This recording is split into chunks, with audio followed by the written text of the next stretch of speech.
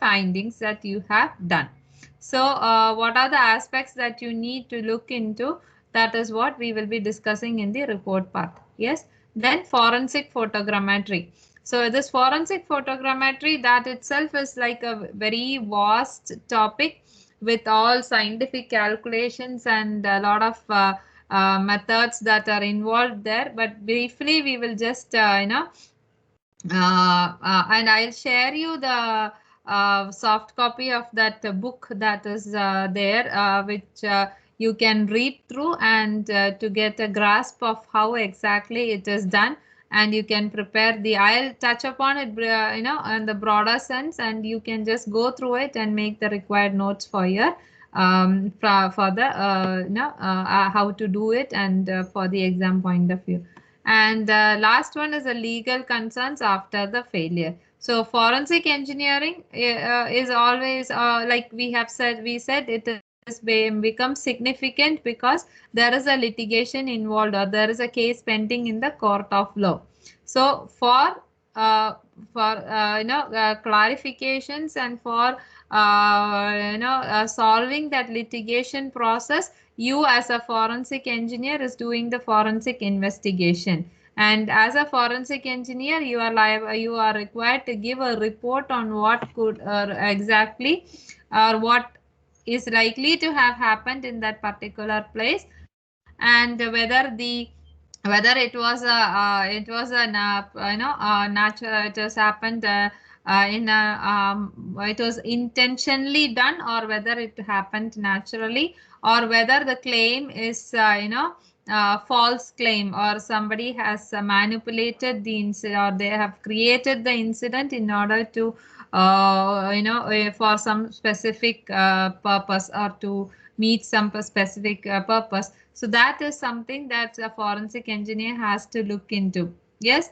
So and then you have to give your report, and based on the report the court will decide what needs to be done and what is the legal procedure that is involved. So so the one important aspect that we had talk about when we are talking about the about a forensic engineer's responsibility is the ethical aspect. Yes, he can be greatly influenced by a lot of people who you know who might want to take the case in their way. So that is something that the forensic engineer has to be very, very careful about, his ethical principles and the ethical aspects that he need to follow. Yes, so so that will reflect in all the investigations that he does, and the preparation of the report and everything, everywhere that ethical aspect will be touched upon. So the forensic engineer has to be very, very very ethically responsible person while dealing with the for investigation procedures. Yes. So what are the dispute resolutions and what is a claim? So all the claim it is for there will be a claim raised by maybe a resident whose house has been damaged by hail, or whose house has been damaged by lightning, or who has met with an accident. Yes, and or somebody who's who bought a new TV and it just it just doesn't didn't work the next day. Somebody might give an litigation if the company doesn't respond. Yes, so that kind of things, that claim analysis, then somebody might have in the factory or a shop or a house may have caught fire, so there will be a claim for the insurance money, and there will be, so what the forensic engineer needs to investigate is a cause of the fire or the cause of the particular incident, whether it is true, whether it is not manipulated, and then he has to present the case in the court of law, and then the litigate then the dispute resolution will be obtained. Yes. So what is this report? This report is one is very important, because that is the that reflects the amount of work that you as a forensic engineer has put into the investigation. Yes, and this report is one thing that your client will have regarding the that he will have for the money that he has paid you to do your investigation. So the report is nothing but it is the record of all the activities that you have performed in order to come to your conclusion. Yes. So before writing a report, what you need to look at is why are you writing this report? What is it that you want to say through this report? And who will be reading this report? We have to always keep it in anything that you write, any article or any even the question answers that you will be writing for the exam. You are writing yeah, why are you writing it? Because you are writing it to receive the marks. And what is it that you want it to tell the teacher? That is what you are writing there. Yes. So you are giving an answer to a certain question because it enables the teacher to understand by reading through your paper whether you have understood the concept, whether you are able to apply it properly. Yes. And here who is it reading? It is a teacher who is reading it. So you have to write your answer in that manner. Now suppose you are writing it as a general article for a newspaper. You are preparing a report for a newspaper about some forensic investigation that you have done. So the why and the why is understood. You are writing it as a to enhance the knowledge of the general public, to bring to light what exactly happened in that particular case or in that particular site. Yes. And what is it? What should the receiver or the readers receive from that document? They are getting information regarding what happened from the investigator's point of view. Yes. And you are it is not just the investigator's point of view, but rather yeah, the investigator has put together all these into a neat package after supplementing with due data. Yes, you have done an experimental investigation, you have done model software analysis of what could have happened there. You have done all that, you have put in your your supporting documents, and you have you are saying that okay, this is what has happened there. So when you write the report, it is a general public who is reading it. Yes. And there will be people who are pursuing this field who will be reading it. So all the categories of the people will also have to be kept in mind when really. Now when I'm talking about a report for a forensic investigation, who is going to read that report? Somebody who has a similar case might come to read it. Yes, some other attorneys or some other engineers might read it, or some or the future engineer, forensic engineers who are in the practicing, who are newbies to that particular field of engineering. They will be reading it in order to enhance their knowledge. So the report, and one thing is that this report is evidence in the court of law. So you are writing with all this the level of the people in mind. You have to prepare the report. You cannot write it like a newspaper article with a very basic level. But when you're writing a forensic engineering report, you can that technical base can be maintained, but it should be done in a very simple way, so that those people who are not in the engineering background will also be able to understand the concept. Yes, what you are trying to tell them.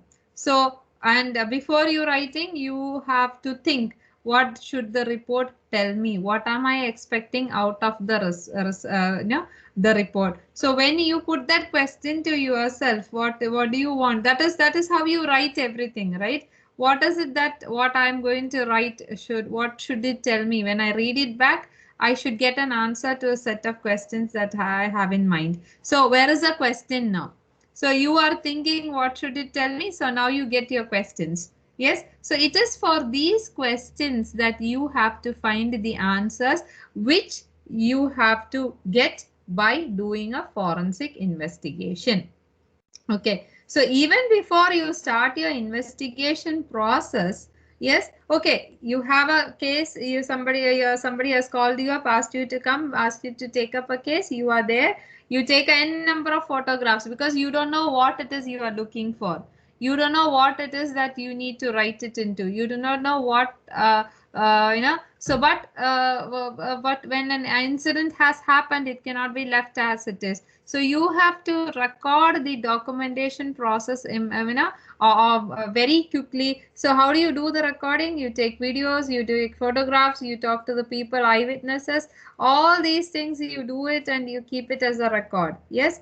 And because the site needs to be clear, then you do step-by-step investigation at different levels. You take out the materials from the site, you give them to the lab for testing, and different levels from the top of the building to the basement to the foundation level, you will have to analyze everything. Yes. So but before you do all that initial instance setup, you take all the documentation that is possible, whatever how it has failed and what it all those pictures and videos and everything that is done. Then you sit and think, what is the report I need to write, what is it expected of me, and what are the what should the report tell the general public, or what should it tell the court of law. So then you have certain questions for which you need the answers. Yes. So that is how you have to write the report. And what is the thinking and the planning? That is why you need to write the report. Why are you writing the report? You're writing the report to inform the people. Then you are telling them, okay, this is how things need to be done. This, like in this manner, it cannot be done. Yes. And then, so you are writing the report to say, okay, something was wrong at that particular place and it cannot be done. You're not pinpointing a single person, or you're not pinpointing a particular organization or anything, but you are telling the general public that things like this cannot be done. Yes. You do things in this manner, you are likely to meet with failure. So kindly do not follow this method. That is the idea of putting the things into writing. Okay. So again, you are recording your observations. You are saying that this was the initial condition of the site. This was what was there. You were called upon to do the work, and these are the things that you have done. Yes. And then finally you have come to the conclusion that this is what could have happened. This is a particular thing that failed. This is a particular aspect that has happened there, which is why the entire structure has collapsed, or the part of the structure has collapsed. Yes. Now, who are the audience that you are writing for? There is always the the real audience. When we say the real audience, that here it means the specific people for whom it is intended. For example, as a forensic engineer, you are preparing the report. Who are you why are you preparing that report? You are preparing the report because your client is asking you of it, and you have to submit it in the court of law, because that is the evidence that the court has. By going through your report, the court decides upon the cases. Once it is feels it is satisfactory. Yes. Now some cases it may not be a single person who is who will be your audience. There will be multiple audiences you will be having. For example, so this multiple audience category, they are classified into secondary audience and also subordinated audience. So secondary audience, so first the primary audience is who? The people for whom it is intended, the judge and the client. Now secondary audience is a specialist who may be working with you, or who have a different case and they want to refer to what is your opinion about it. Then other attorneys who will be looking at how to take the things forward. So at a later date, they might be coming back to or using your report as a reference. Yes. So those are the people who we call it as a secondary audience.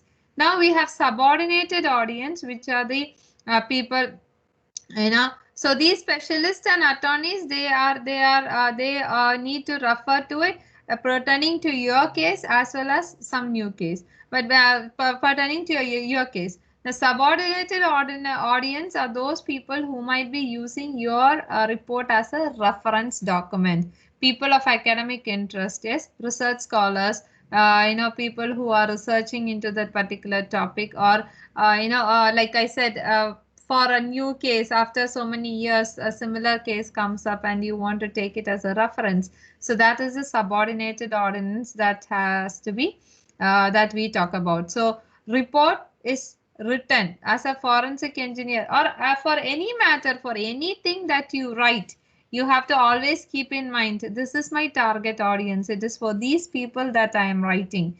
Yes, so you have to frame your writing in the manner that appeals to that particular group of people. Now, what must the report answer? So that is a doubt in the mind of the general reader, and everybody will have that. So at the by the time they finish reading the document, they should be able to have a solution to that particular problem. That what exactly happened at that particular this site. Yes. Now.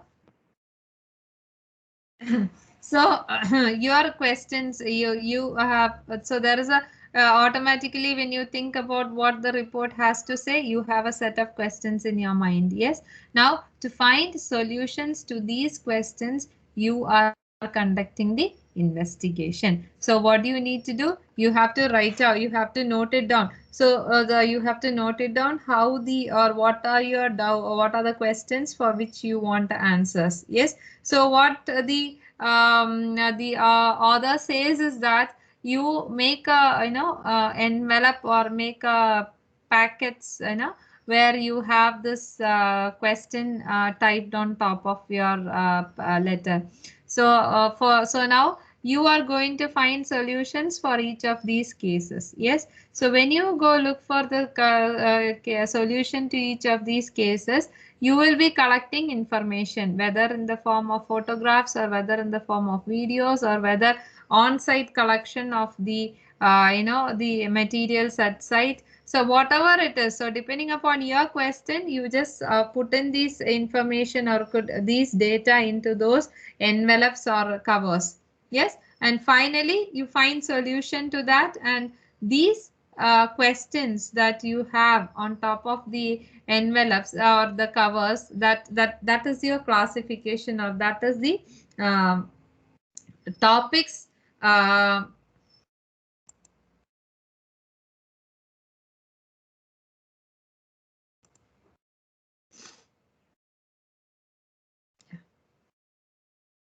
So those are the topics that for which you will be the classification of your report in the, or how you will, the subheadings of your report. So each of these questions that answers and their answers, so that questions will give you the subtopics for the report that you are preparing. Yes, and then you will have to arrange the entire thing in the proper order, so that you have a comprehensive report of what exactly happened there, how it where you have investigated it, and how you have come to the conclusions. Yes, so so when you're working on it, you have to always prepare a developmental chart of why you are writing and to whom. So all those things will have to be always kept in mind. So every time you prepare the report, you have to go back, and that has to be there. So now, how do you conduct an investigation? You can do the investigation by doing statically or by dynamically. So statically means that by reading and using the observations of others, that is others, how others have observed and recorded, you can read it, understand it, and make your observations. And dynamically means you are there at the site making your own observations. Yes, so that is how you to conduct investigation. Two methods, statical method as well as dynamic method. And in the process of investigation, what are you trying to do? You are trying to accumulate as many answers to as many questions as possible that you can find there.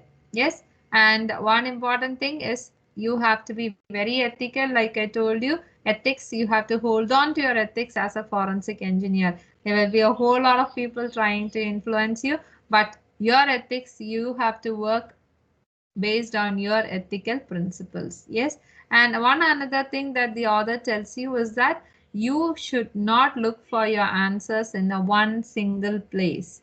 Yes, be broad, go to the site with a broad mind, observe everything, be open to it, and don't just focus your idea on, okay, this is what would have happened, and you just dig deeper there. No, keep a very broad mind, observe everything, and maybe the that thing that you have in mind may not be the actual reason that the failure might have happened. Yes, so keep a very broad mind. Whatever you feel is an evidence, just collect it and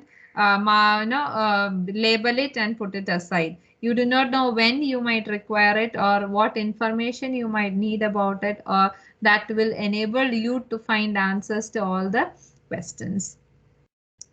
So data distillation and distribution, that term is nothing but, like I told you, when you are preparing the report, you will have a number of questions, and you have found you are trying to find answers to all those questions in the process of investigation. So all these questions may now, it's a very jumbled, like a puzzle. You have to put all of them together, and there might be some extra pieces here which may not be required in order to complete the puzzle of this particular investigation. Yes, so those pieces you can just discard. So that is the distillation process. You know what the distillation process is, right? Where we have studied about all those in schools, the distillation process, where each layer is eliminated, or that new is taken out of, or what is required is taken out of a huge set of data, or huge one whole sample. You have to separate out what is required by you for your purpose. So that is the data distillation, and then you have to put them in a required order in the report. Yes, so that gives a flow of the investigation for that. Now, report delivery. So delivery, it is nothing but the format and the presentation, and so whatever you write down, it has to be written in a very precise and concise manner, and so that it reflects the amount of work that you have done, and in the ethical manner. And you have to be writing it in a certain level that it is received by the intended audience. Yes, your writing should not no the writing should be done, or it should be done keeping in mind the intended audience. You go way below, and then the audience will, okay, what is this that has been written? It is very basic information, I don't want to go through it. So that cannot happen. So based on the intended audience, you make a report for that. Yes, so that is regarding the the initial part of your report writing and delivery and data distillation, and how to do the investigation. Yes, so any doubts here, any clarifications or any discussions you would like to have? Hmm? Yes.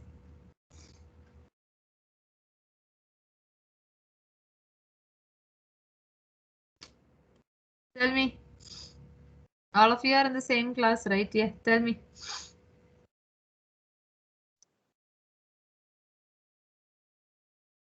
All good? Ma'am. Hmm? Yes, ma'am. Yes. So if I give you this one, you can write a forensic investigation report. Hmm? Yes, ma'am. Or you can assess whether the report is up to the required quality or not. Hmm? Yes, ma'am. Yes. Okay. So now forensic photogrammetry. So I don't know how many of you are familiar with the term photogrammetry, but what comes to your mind when we talk about the term photogrammetry? What is photogrammetry?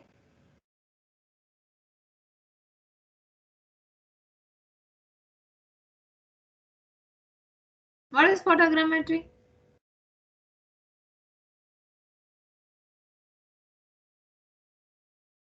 You are using photographs in order to piece together, or in order to you are using the photograph in order to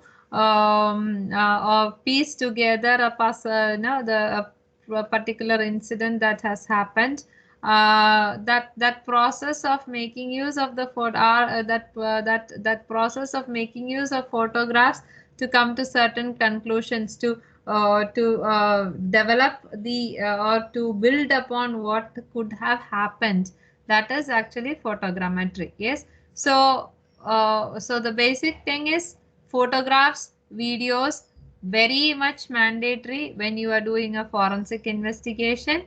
Yes. Did you go through that video that I shared you about the professor from Sri Lanka who was talking about forensic engineering? Last week I shared a set of videos and some a lot of videos that I wanted you to go through. Did you go through that? Yes or no?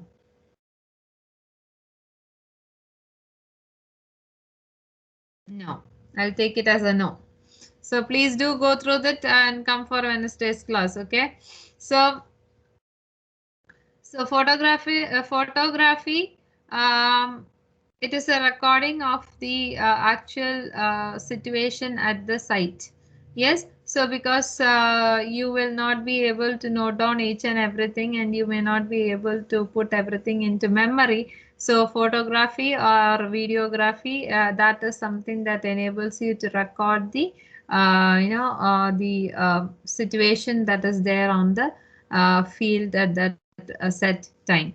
So here photography is a general term. We will talk about videography, photo, everything falls under this particular category.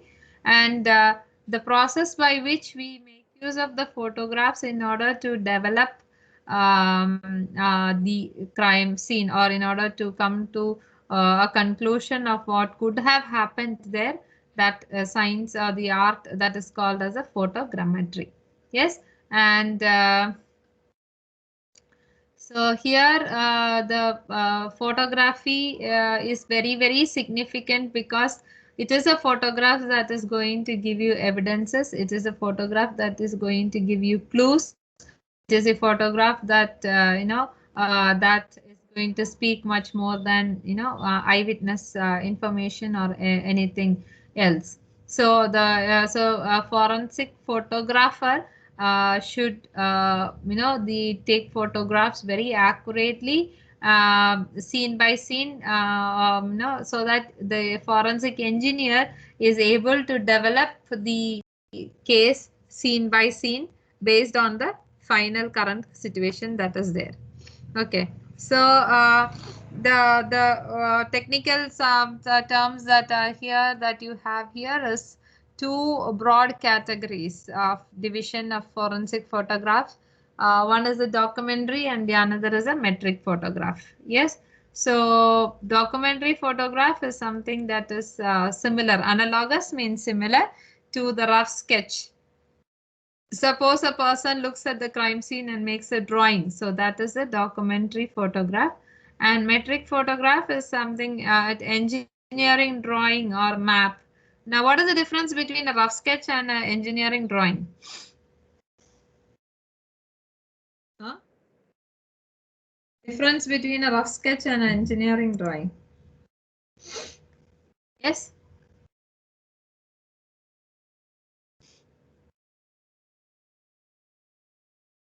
What is the difference between rough sketch and an engineering drawing? What is engineering drawing? Come on, you have studied engineering drawing all through the first semester to the 8th semester. What is engineer? How is it? What is a rough sketch? What is engineering drawing? Yeah, it involves front view, side view. It involves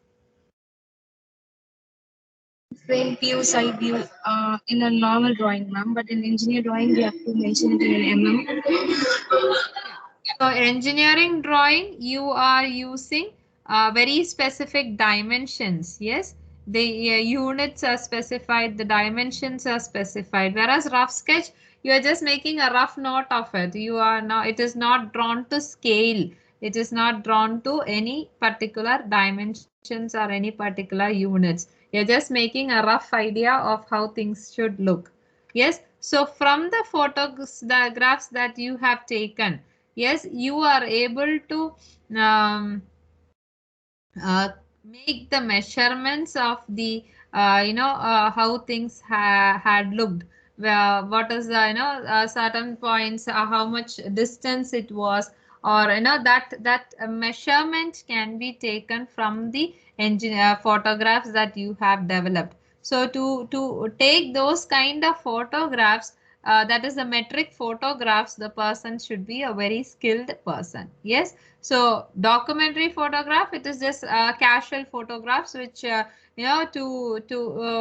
observe or to visual observation what all what how it was, and that is. Whereas a metric photograph, by taking a metric photograph, you are able to develop it. It is like an engineering drawing where it is done to scale, a certain scale.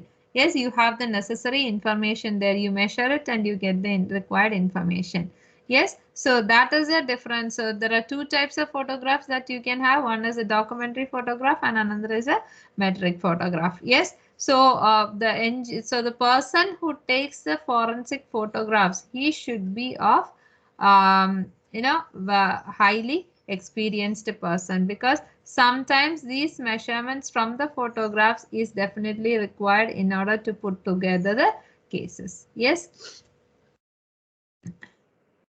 And so photography is something that aids the investigative work, and you have to take measurements from the photograph. Like I told you, you should be able to because the physical evidence may not be there, it has to have been completely cleared. So how do you get the information from the photograph? So you have to get those information from the photograph.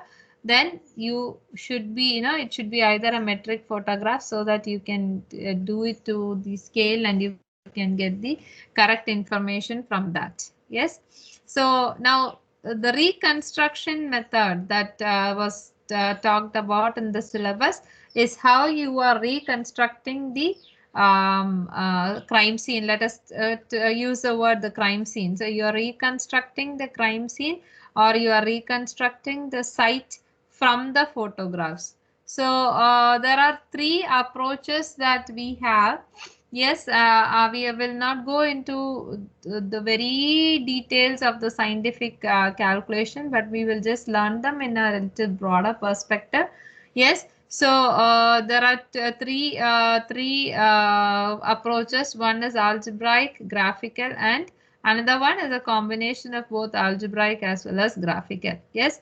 So this algebraic approach requires the solution. So algebraic in that method, there are 8 simultaneous equations are formed, and from that 8 simultaneous equation we are obtaining the object plane coordinates. Yes, so this is again so photogrammetry is a scientific process involving mathematical calculations. Yes, and then you have the x and y, these are the image coordinates, and c1, c2, c3, c4, they are the constant which has to be determined for each particular combination of photograph and scene.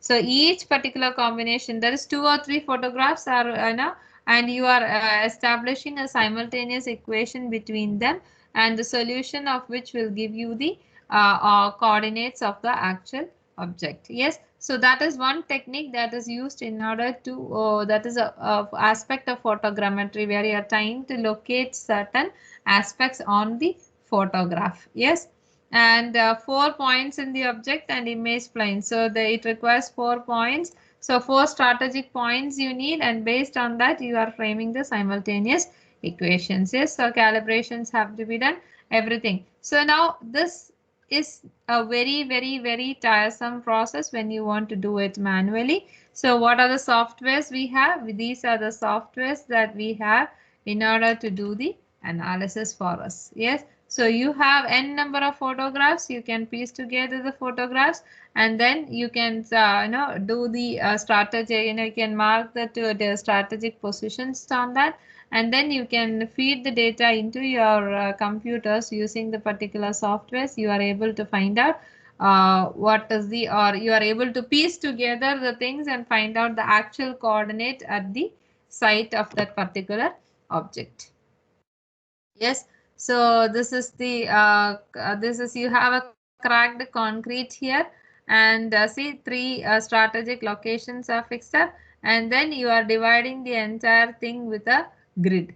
Yes, and so one fruit grid lines from 3-inch diameter circular template. So here with this circle on either side. So this circle template, that is the dimension you are taking, and then you are drawn the square grids here. Yes, and based on that, and this from this it is reconstructed, and the investigations will be carried out. Yes,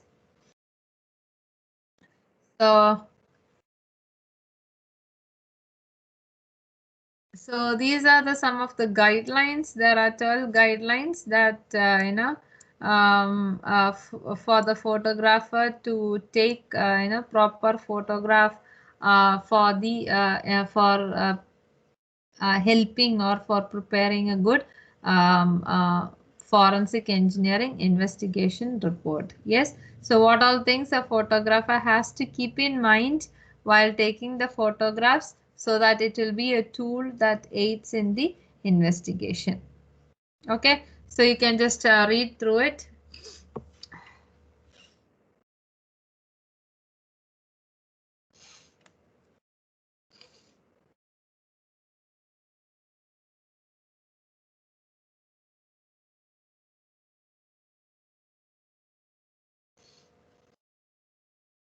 So one is the best camera position and photographic technique that you need to follow. Then best film in order to obtain the situation at hand. Yes. So what is the 35 mm negative film or black whatever it is that so that is the information. Then and you might need to enlarge those prints in order to make the grid lines and make the measurements from the photographs. Then you have to critically review each photograph before pressing, because details examine the scene carefully. So suppose you want to examine the scene carefully, you have to be very sure that you have all the interlapping photographs of the different frames that you have taken, etc. Yes, and how you have to record the or keep your observations intact for the preparation of the case. And then you have to take the photographs from different locations, strategic positions. Different positions will have to be maintained. And then the scale. So you want a metric photograph, you should be a person of experience in order to do that. Yes, and the scene, you have to, so some scales, some cases, some scales will be there, so you can do that. Take the photographs of this play of the site as along with the scales, and then you can do your further investigation. So these are the points that you have to keep in mind while doing a forensic investigation, while doing photogrammetry. That is to enable you to reconstruct the scene from the photographs. What are the things that you have to keep in mind? So those are the things that we, as a forensic engineer photographer, you have to keep in mind while taking the photograph. So suppose you are not a good photographer, you are taking the help of another photographer in order to do the photographs. Please give them sufficient instructions so that they follow your instructions to the T, and then you get the required photographs. Yes. So now what are the legal concerns after failure? That is something that we need to look into. Yes. So ethical concerns. So everything has to be done with ethics. Yes. You cannot or you should not be doing things beyond without those ethical considerations. And the expert advice, the advice that you give, the expert opinion that you give should also be based on all the data and the relevant informations. Yes. Now whether in the case of the litigation involved, whatever information that you have prepared, it should be submitted to the court of the law where they will go over the that report that you have submitted, and based on that they might ask you for further information, or that based on that the case will be decided upon. So the documents, so everything should be there as so because it is there is a lawsuit or a litigation involved, everything has to be done properly. Yes. And claim analysis, that is analysis relevant technical issues, and attorney's analysis of the legal issues. So claim analysis, that is the engineer has to give his opinion, and then the attorney will prepare the legal document regarding that, and then that is how the dispute and the litigation process is resolved. Yes. So these are the aspects that we need to look into, the legal claims, and for how forensic photogrammetry is used in order to reconstruct the scene, so that it enables the forensic engineer to prepare his proper report. And because everything may not be available at the site as and when he requires, so he will have to make do with the report. So he should be a person who is well versed in the field of forensic photogrammetry in order to make some decisions. Yes.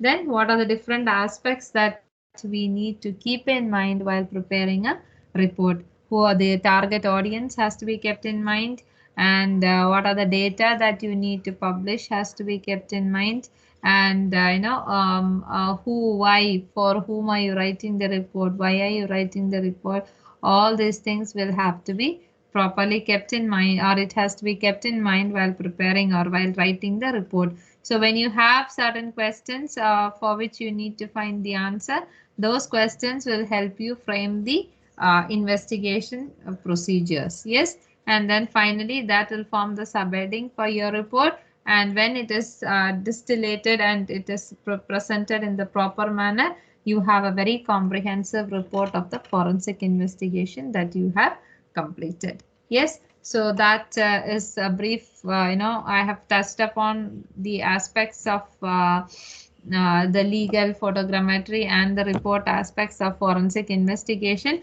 I'll send you across the book which I have got it. Yes. And that is there in your syllabus, and you can go through that and use it as a reference in order to prepare your answers also. Yes.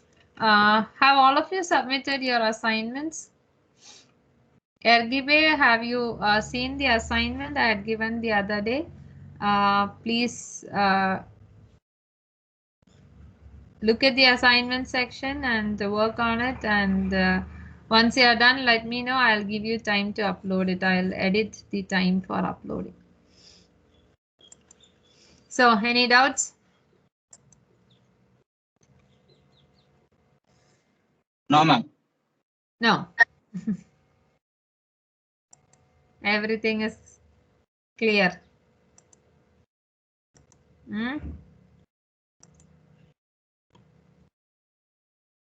Okay, now we have one more unit pending. That is the 4th unit. So that is regarding how to identify failures. Yes. So okay. So I might send you a few documents which I want you to go through and prepare a brief write-up about the different failures that you might come across. So you are required to study failures in steel, concrete, masonry, and how do you assess them, and how do you repair. Repair is not a part of our study. We just need to know how to make an assessment of what the failure is, and report that reporting aspect is what we need to know. Okay, so that we will be doing in the next class. So any doubts?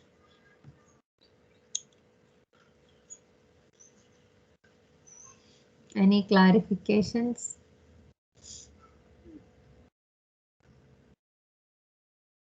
Please do read the book that I am uploading in the Teams. Yes, it is not that you will find everything, as per your requirement, but it will be there here and there, and you just have to consolidate everything and make, to get the answer or to be able to answer the questions that I ask you. So it here and there it will be, you can use it as a reference, and you can write, to prepare your answers for the questions that we have. Yes. Anything else?